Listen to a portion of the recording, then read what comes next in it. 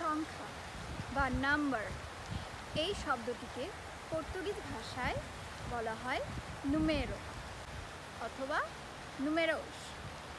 যদি একটি সংখ্যাকে উল্লেখ করা হয় তাহলে হবে নুমেরো, যদি একের অধিক সংখ্যাকে উল্লেখ করা হয় তাহলে হবে নুমেরোস।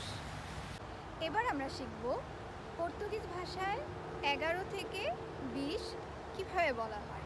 11 ons, 12 dos, 13 tres।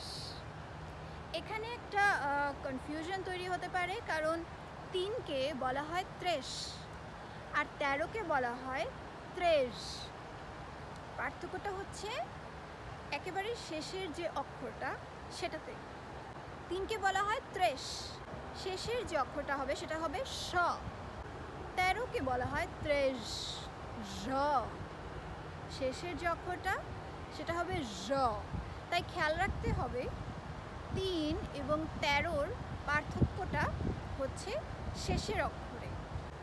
14 14, 15 kings, 16 16, 17 17, 18 18, 19 19, 20 20।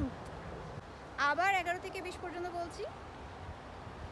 ons, dos, tres, 14, 15, 16, 17, 18, 19, 20।